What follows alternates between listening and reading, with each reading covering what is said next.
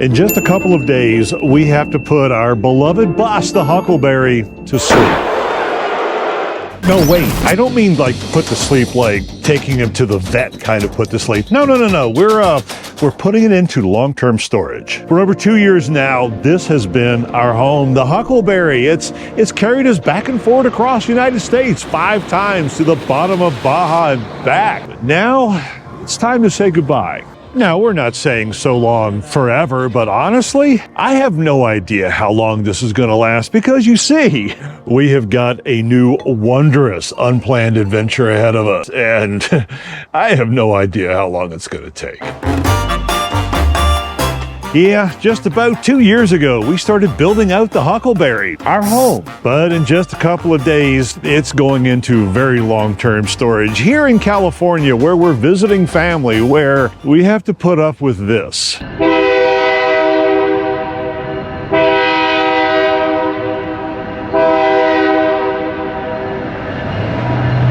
And yeah, that pretty much goes on all the time. But before storage can happen, we've got months and months of Baja dust and dirt and grime to clean up. And I'm really not looking forward to that. Oh, and what's the adventure, you ask? Well, I'm going to save that for a little bit later in the video, but I will tell you, it's a place where we cannot take the bus.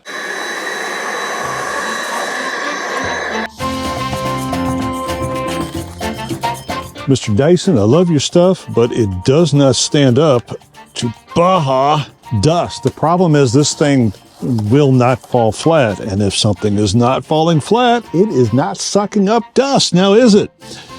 Okay, whoa, how many little teeny tiny pieces can I lose in a bus?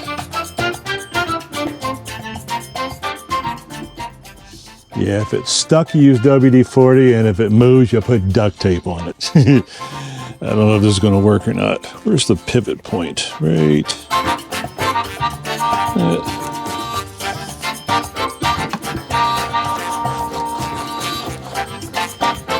I don't know if it did any good, but I don't think I made it worse.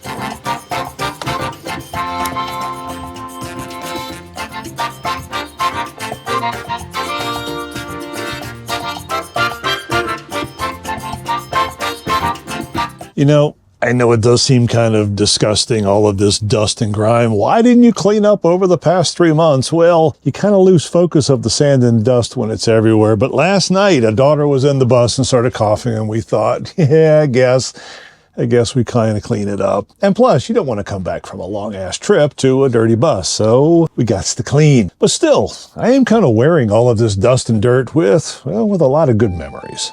All right, I am going to take a break from the dusting and the cleaning and take the interlude between the trains because I want to share a story with you. I started the whole video with this little skit of, we're putting the bus to sleep. Oh my God, we're going to the vet's office.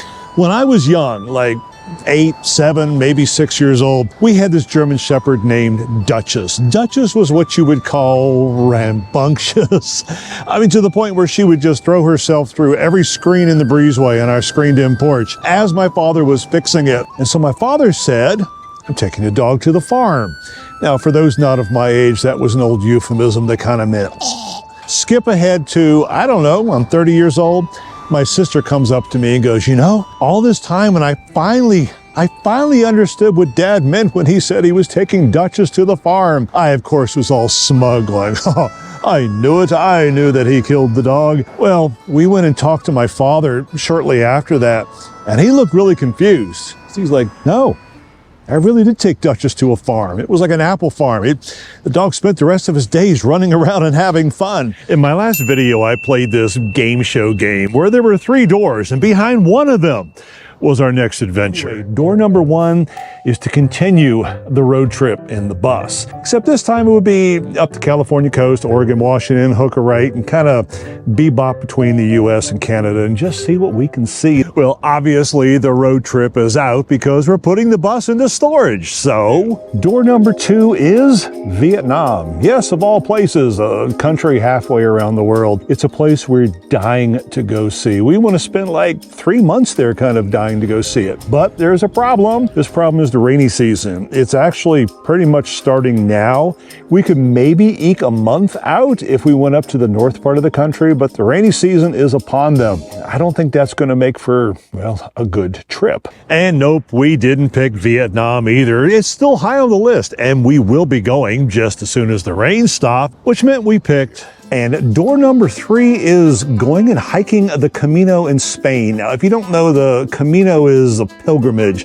People come from all over and they converge on this town, this city called Santiago, where there's a big cathedral and everybody lands there. Now, we're talking about doing the French route. Actually, I need to stop him right there. We're not doing the French way. We're doing the Portuguese way. Let's let him finish and then I'll fill you in on that. It takes about a month to walk from the starting point till you get to the cathedral. Nikki did a Camino, the Portuguese version, last year, this year, sometime semi-recently. I want to do my own Camino. And so that's what we decided. And did you know that it actually took less time to make that decision than it did to film that whole sequence? In fact, here's a dramatic reenactment of how that conversation actually went. Hey baby, where do you want to go?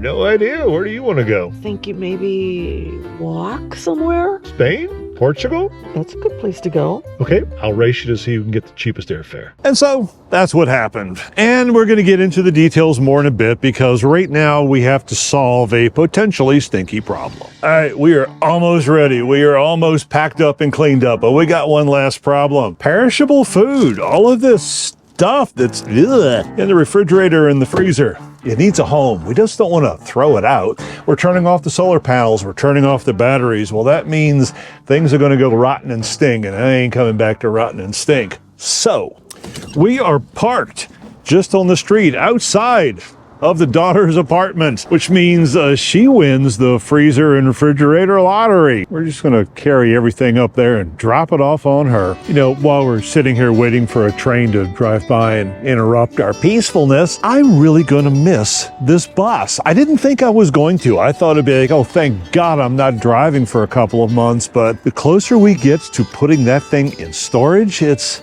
had so many great memories in that bus. I mean, not just the first 2, 3, 5 times we crossed the U.S. and learned the ropes, but living in that thing for 3 months down in Baja was one of the greatest experiences of my life. Something I'm dying to do again. But we have to. You can't take the bus in your overhead compartment on an airplane to Europe. So you got to make decisions. You got to make choices. And I'm just going to have to learn to live with this one. So let's talk Camino. Back in the day, and by that I mean way, way, way back in the day, long before you and I and, well, anything was born, the Camino was a pilgrimage. It was a way of embracing God. It was called the Way of St. James. You left your house, your front door, and you just kept walking till you got to the cathedral. No matter how long it took, you were communing with whatever you needed to commune with. The big thing you need to know is there is not a single Camino, not a single road. You can come from France, you can come from Portugal, you can come across Spain. There are Caminos everywhere. The commonality is they all lead to this one central point. Actually, technically it leads to another point, but we'll get into that actually once we're there because we're not sure we're going to do that part. Everyone starts at a certain point and you walk your pilgrimage until you get to Compostela de Santiago, the cathedral in Santiago. Okay, at the risk of not being heard over several trains just passing by, the reasons for people doing the Camino are all very different. Some people do it for the pilgrimage, for tradition. Some people do it for exercise. Some people do it just to meet other people. Everyone has their own reason. Everyone has their own pace. Everybody hikes their own Camino. What do I want out of mine? Well, I actually don't know, but to maybe come up with some better questions and some better answers. I'm not sure how the trains are going to play into this, but I'm going to go find a quieter place. I had a little trouble sleeping last night because this thought kept running in my head that this is going to be the last time I ever sleep in this bus. Hi, how are you? Oh my God, Nikki's killing people out there. Soap. Yes, Nikki is out there cutting up soap, and that's the story she's going to stick with. This is also probably the last coffee that I have in the bus. I could bring the hatchet out. Yeah, I'm going to go spend a month on the road with this woman if I don't come back. But all soap carnage aside, it is actually a weird day. We are going to put the bus in storage in about 2 hours, once we get done with the final cleaning. And I truly don't know how I think about that. All right, roll the montage. Give you something to look at while we take care of all of this.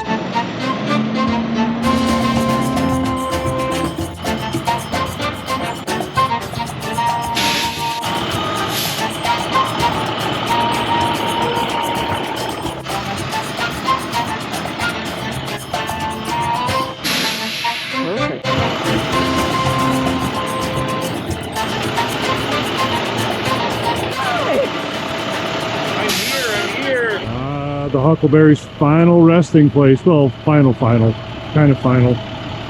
You know what I mean, final. We're not killing it. Yeah, he wanted us in here, and it fit. I just couldn't get out of the bus. It was too close. I was going to have to live here. All right, time to turn everything off. I just feel like I'm forgetting something. It's dark back. Oops. All the power is off.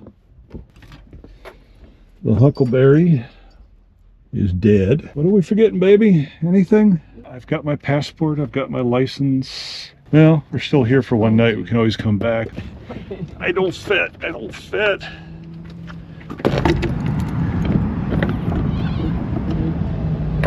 The last step of putting the Huckleberry to sleep.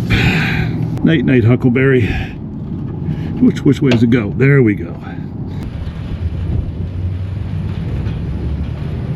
Hi. Yes, the bus is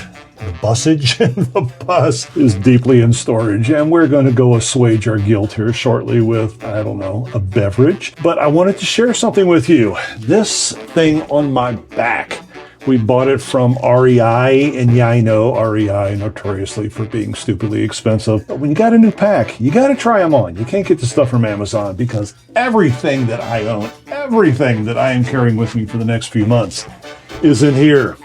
Guess how much it weighs? A total of 30 pounds. 30 pounds. Now, only 20 of it is actually my stuff. 10 of it is gear for you two, carrying you guys literally on my back for the next several months. What's immediate for us? Well, like I say, we need to go assuage our guilt. We're going to chill. We're going to relax. There's buses, trains, planes, Ubers, a lot of things in our future for the next couple of weeks. And then we head off to Portugal, there to start wandering around Europe. But those are details for another day. Be healthy, be happy. Thanks for watching, and we'll see you real soon. You want to go to Europe? Walk across Spain? Right now? You know what? Not a single person could hear you because you're whispering. Oh, I'm such a quiet person when I'm not being Cuban. Darling, I'll do it again. The lady in the back. Darling. Darling. Do you want to go? You want to go walk across Portugal to the Spain?